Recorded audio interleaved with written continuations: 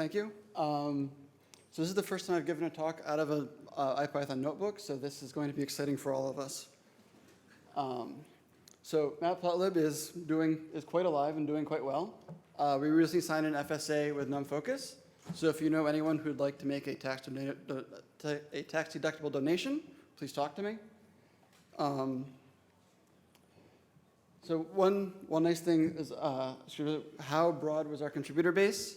So I went through and pulled out all of all the authors and dates for the last 2.5 years, which if we then sort them, plot the cumulative summed, actually one more. The cumulative summed commits, we have a very, very broad distribution. We have some people who are contributing quite a bit, but we have a very large number of contributors who only have contributed, come on, please work. No.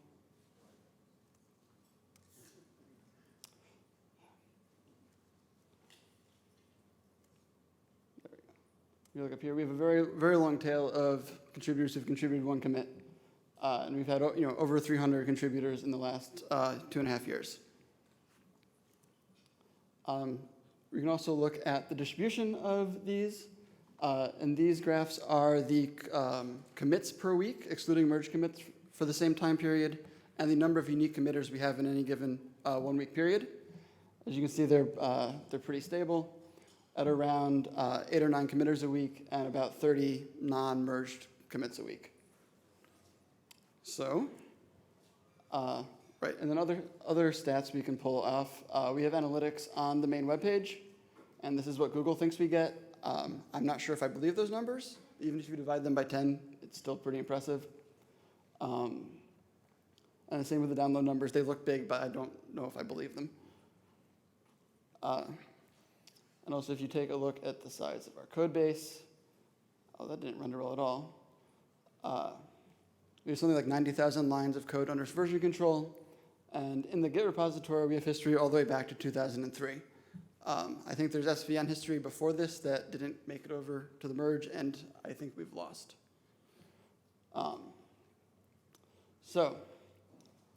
Near term, we have a new feature release coming up. We're planning to do feature freeze on Monday after the sprint, so we can get done. And probably have RCs by the end of the month, and a full release soon after that. We're going to do a style change only breaking, API breaking release, which we're going to call 2.0. The primary driver of this is we are switching from Jet as the default color map to a new color map designed by Nathaniel and Stefan. And while we're doing that, any defaults we have are going to be up for debate if they should be changed. And the process for that's going to be basically for the next month. If you would like a default change, please put in a pull request against master making that change. And at the end of the month, myself and Mike Dropboom will go through them and make decisions of which ones we'll accept and which ones we won't. We appreciate it if you could spread this word to anyone who's not here who may have an interest in this. We also plan to do our own advertising. Right, so now fun parts, the demos. So one of the big features that we shipped in 1.4 was an interactive IPython backend.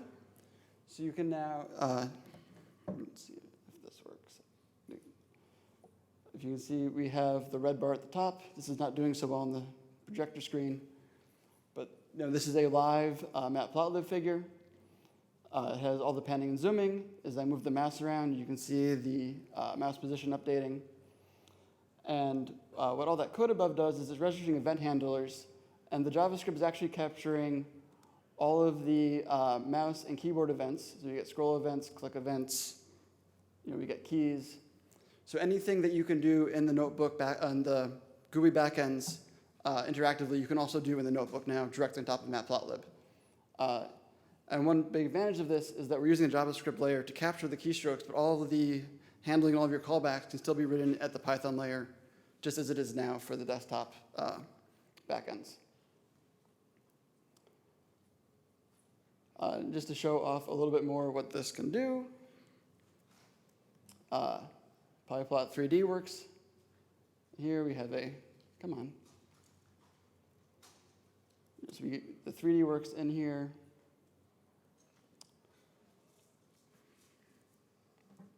And again, because this is, you have access down to the Python layer, you can do very, very interesting interactive things. For instance, this is a Mandelbrot set that as I zoom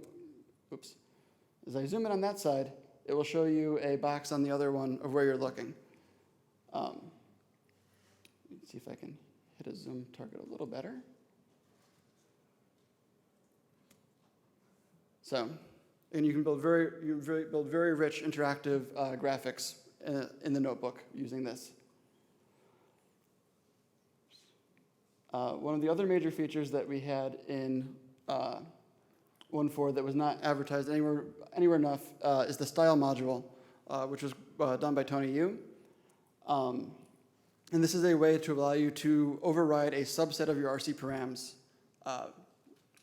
from a file. So you can have your defaults, and you can apply additional style sheet either globally using style.use or in a context with the context manager.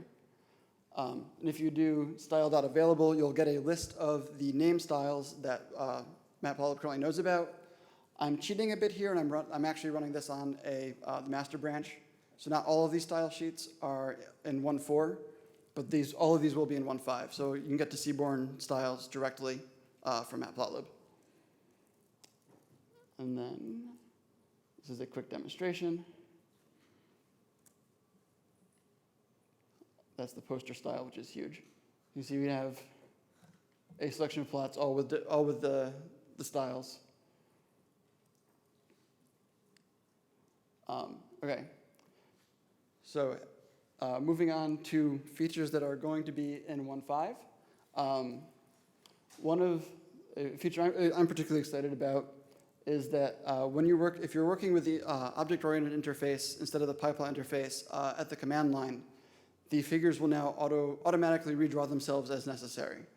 So just as a quick review of the object-oriented view of things, so matplotlib has roughly two interfaces, the PipeLot layer, which manages a lot of the state, keeps track of what your current axis is, and you do plt.plot. It goes and figures out what your current axis is, and then calls the plot command, the plot method on that axis. You can also get references to the axis and artist objects directly and work on them without going through the state machine layer, which can be a little less convenient, but it provides you a lot more control. And for instance, if you want to do complicated multi-axis figures, it really helps keep things orderly. So a quick review for the names of things. The whole thing is the figure.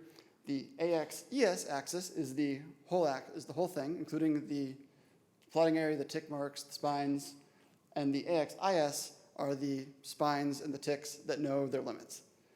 So I think I was not around when they were named, but I suspect that made a lot more sense in text than speech. So just a quick demonstration of this is, so what I'm doing here is I'm just creating a new figure and axis, and then plotting a line on it.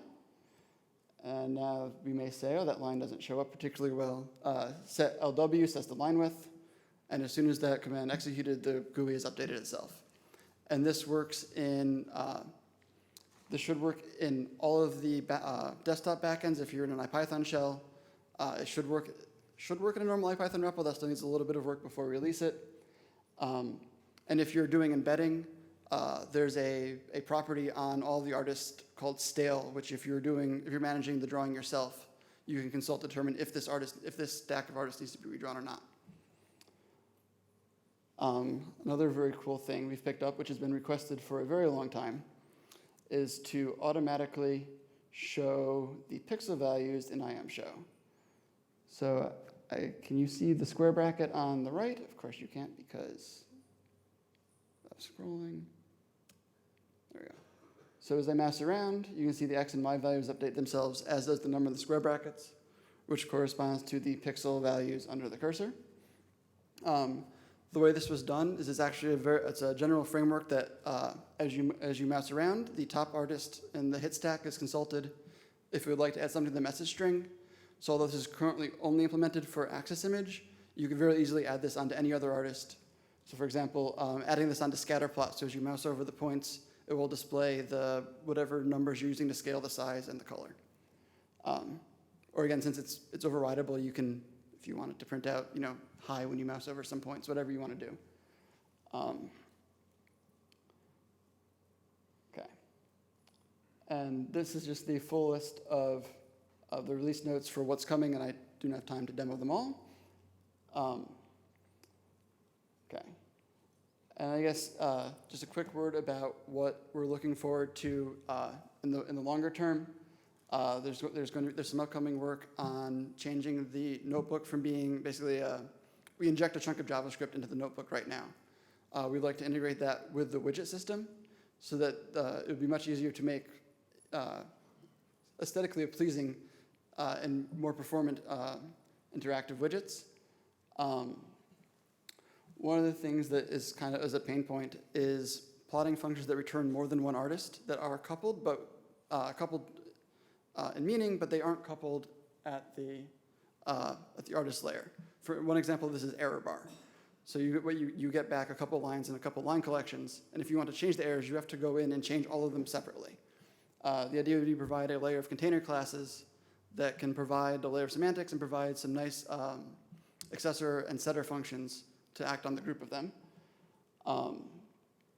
Big thing, we said it last year, we didn't get it done, but we really would like to get serialization done so that we can have a matplotlib.fig file type, so you can save your figure and then reload it as it was again later without resorting to pickles. And this will also provide a very clean interaction layer to talk to some of the more web-based plotting engines like Boca or Plotly. And if we now have a shared on-disk representation, you can very easily move your matplotlib figures off to those, and they can use matplotlib as their static rendering engines if they choose. And the last one, which is still up in the air, we're thinking about adopting traitlets to underline the artists, which again will greatly aid the interaction with the notebook and IPython in general, and will greatly ease the serialization. So if any of these sound interesting to anybody, we would love to talk to you. Okay, and since you've let me talk, I have a bit of a soapbox I'd like to stand on. I really want to encourage everyone to write plotting functions that have a signature something like this. So the first argument is the axis you'd like to plot to, which I know some people protest that, but bear with me. And then whatever data you like to plot, and then some style. I'm not, I don't want to say what types the data should be, what types the style should be. Just that's the general pattern, and then return the artist that you get back. If you don't return the artist, it's very difficult to do further interactive things on the artist you just plotted. So for example, what I have here is ignore this. This is ugly widget code that I'm going to need in a bit. Go up. So this is an example of a function that intelligently plots a data frame. So it knows it's getting a data frame in. It knows it should use the index as the x-axis. It then loops. It allows a way to pass in some style that you can cycle over to color each line independently, which is controllable. And then you have some style that you can override everything. Override those with. It plots each line, and then intelligently sets the label so that we know what the legends come out correctly, and then it returns the artist as a dictionary keyed on the column names. Right, so this is the code that we don't want to look at because that will get better. And now another feature that that will be merged for 1.5 is the ability to register a function with PipeLot. So this is why I was saying that the first argument should be axis, so that now we have decorators that will make that assumption, and then we'll check to see if you've provided an axis, and if not, pass you the implicit axis that's your current axis. So we do that. Oh, I haven't restarted the kernel, and this is correctly telling me that I've already registered this function. How am I doing in time? All right, I'm going to skip that. It's cool, but I don't have time to talk about it. So now, what I've done here is I have made myself a data frame with some sine curves in it. I need to run this too. Okay, so I've plotted my data frame using pandas plot here, and then I've also added some other lines onto here corresponding to, I've basically done my own fake grid. And this illustrates why returning the artist is so important, because if you've done some complex plotting operations, there's only some subset of those artists you actually care about. Some others may be metadata, they may be markup that you don't necessarily want to deal with. But if you've just got the axis back, you have this long list of artists and you can't tell which are which without doing some horrendous heuristics. Now, one cool thing you can do with this is that that widget code that you saw go by above. This works better on a bigger screen. You see, we have widgets that now can interact with the plot live. So I can adjust the line size, and this should be adjusting. Come on. Make the line wider. We can make it. You can change the alpha. We can hide it. Now from the, and this gives a little widget that you can select all of them. We can change the density of the points. And this really I think this opens up possibility of very rich interactive graphics for your users, but with all your callbacks being in Python without having to resort to the JavaScript layer.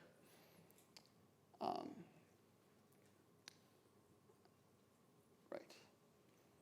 So this also brings up, I think, an interesting question about what matplotlib's place in the community should be. We seem to have a reputation of being unfriendly. We think we're friendly, and if you think we're not, please talk to me offline and see what we can do about that. We're just very slow. But we're always looking for new contributors, and if any of this seems interesting, you'd like to work on it, really, please talk to us. We'd love to hear from you. And in some sense, we've been the victims of our own success. The fields in which matplotlib is now regularly used is well outside the domain expertise of the core developers. And having us provide domain-specific plotting tools is not going to work too well because we don't know what you need. And we really would like to work with domain specialists to develop the plotting tools for your communities. And we like to see ourselves as like kind of a substrate. And what the end users actually get is not direct matplotlib, it's some friendly, domain-specific, convenient API for that community. A great example of this was the TrendViz talk earlier this week, which provides a very nice interface for doing many axes or share an x-axis that are stacked on top of each other, and it handles all the details of moving the spines, setting the colors, and all the really nasty stuff that the domain scientists don't need to see, but have to get underneath. Yeah, and so with that, thank yous. I mean, obviously, John Hunter is the source of this, who's no longer with us. And here is the list of the 328 people who have contributed at least one commit to us in the last 2.5 years.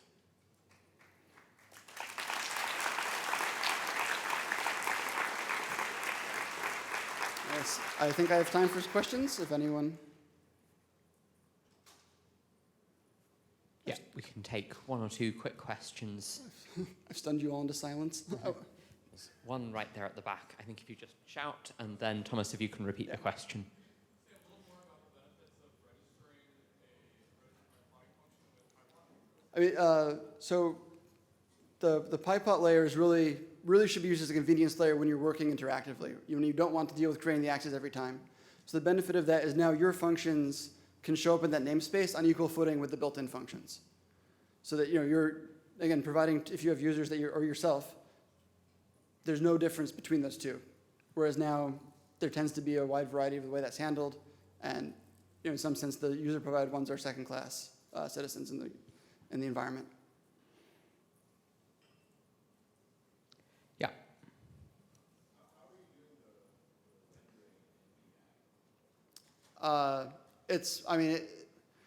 We have a COM that goes from the JavaScript side back to the Python side, and there's some JSON passing that tells it to render, and that's just a normal ag buffer.